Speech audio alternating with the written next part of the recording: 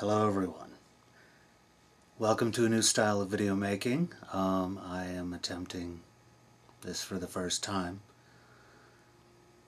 Hopefully it won't turn out like Venom Fang X's videos, but we will see.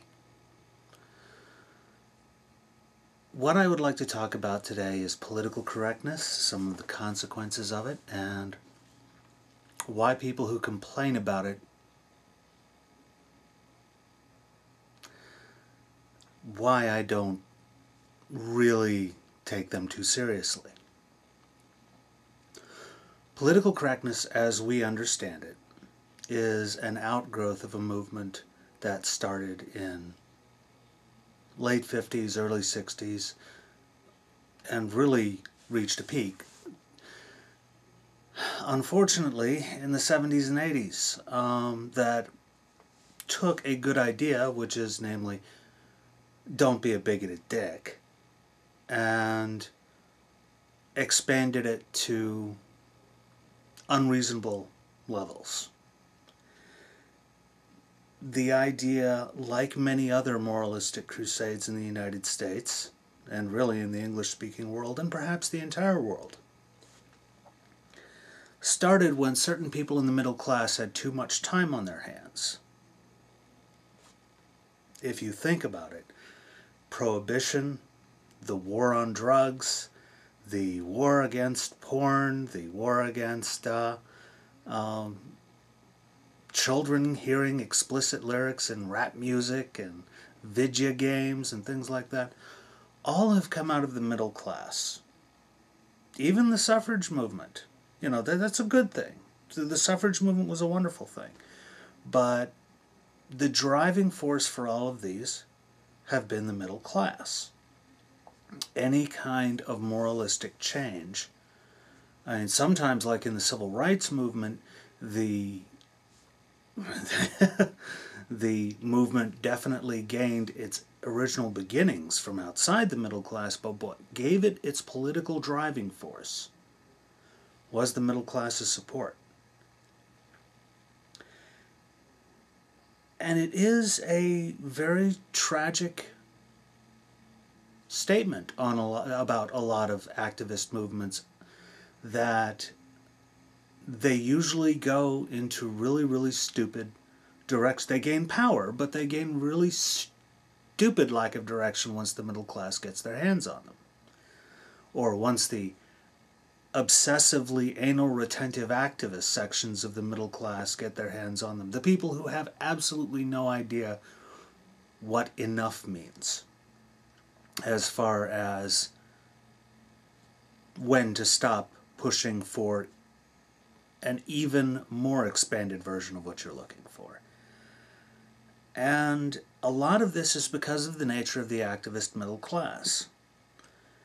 You usually have people who, and I'm not talking about the whole middle class, I'm talking about a small fraction of people who obsessively think they know better, have too much time on their hands, and are willing to write letters to Congress critters over and over and over and over again, and are willing to visit Congress critters' offices and form committees and social groups solely geared to spreading their particular agenda of the moment. And many of these people will belong to more than one of this type of organization.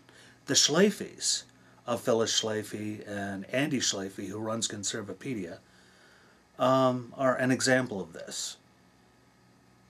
But saw a cricket and lost my train of thought. My impromptu studio is being invaded. In any case. So, what gives this its power? And who exactly is affected by political correctness, and what exactly does it mean?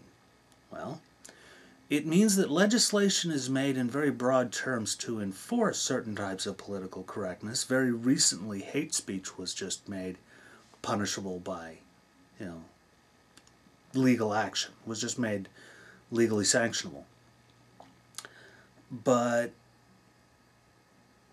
there's only so much you can do to write pseudo-morality into the legal code. Probably the closest they ever came to doing it was prohibition, which was simply an outright ban on alcohol. And boy, the unintended consequences on that worked out real well.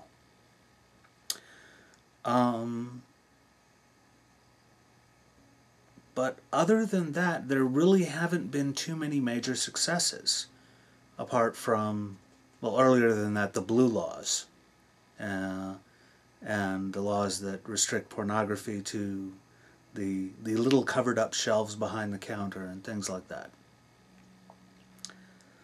But really, when someone is striking out against political correctness, all they are doing is acting against the words and the wishes of a group of busybodies and having far less effect than they are. Because, well, the busybodies are, and have been for a century or so, very good at getting their wishes enacted into legislation compared to the general population. And people like Thunderfoot with his Draw Muhammad Day crusade, and what he is doing with it, and what Joe University is doing it with it, and other idiots, is vastly different from anything resembling activism, and is certainly not effective at doing anything more than enraging some other people on the internet. And Pat Condell, who rails about political correctness, is doing little more than riling up people in the same socioeconomic group he exists in. And absolutely nothing more. Oh, and getting the EDL all stiff and happy.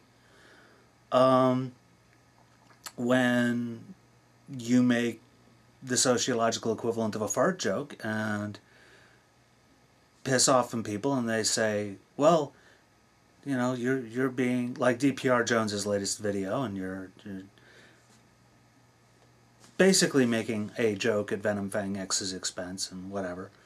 And you go in the comments, the people that are calling you, and he says in the comments, the people who are calling you homophobic, well, they're revealing more about themselves than they are about him. No, all you're really doing is nothing. If you really want to fight political correctness, you have to understand where it gets its power, and therefore how to counter that power. And by fighting political correctness, I do not mean your so-called right to be a dick. Oh, and also, hey, Ruka and Fringe Elements and others talking about, oh, people, you get censored if you talk about race. Well, we get to hear their words. They're not being censored until they talk. Some of them talk about very hateful things and race war.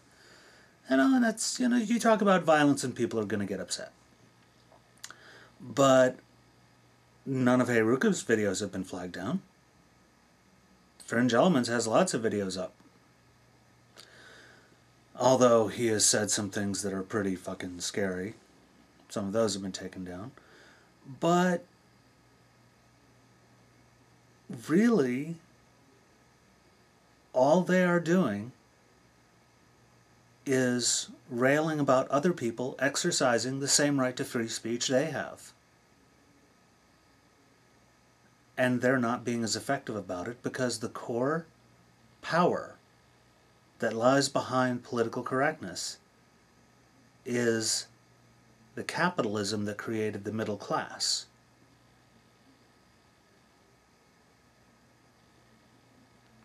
Seriously, think about it. What happens when some group finds something politically incorrect or offensive or whatever? They write letters. Most especially, they write letters to advertisers. They see, when Don Imus said nappy-headed hoes about, I forget which college women's basketball team, he got some letters, But the people who got the most letters were the FCC, and especially his advertisers. The people who advertised on his show. And they're the ones who got him pushed off. All right. When Glenn Beck was going over the top over and over again, what happened? They went after his advertisers. And his advertisers made a cost-benefit calculation. Okay, how much money are we getting from the, or how much are we able to sell advertisements for the people who are willing to tolerate Glenn Beck, and how much are we losing from the advertisers that would prefer not to annoy the people who Glenn Beck is pissing off? See ya, Glenn. This is capitalism at work. This is the free market speaking. So if you want to support a particular style of speech, you need to do so in a way that capitalism understands, which is through the legislative process and talking to the advertisers. And if you are not willing to do that because all you want to do is offend people without them bitching back at you, or, as I suspect the case, you simply want to be shocking and offensive with only indirect consequences so you can watch people get upset and then declare what a martyr you are, then you will do and be nothing. By the way, this also goes for any way of being politically involved. Understand the system you're living in. See how the successful are exploiting it. Copy and improve upon them. And most specifically improving on them, learn when enough is enough and when you can take a good thing too far. So, I hope these words are helpful, unless of course you're a stupid douchebag, in which case I hope you go play in traffic. And other than that, thank you for your time and attention.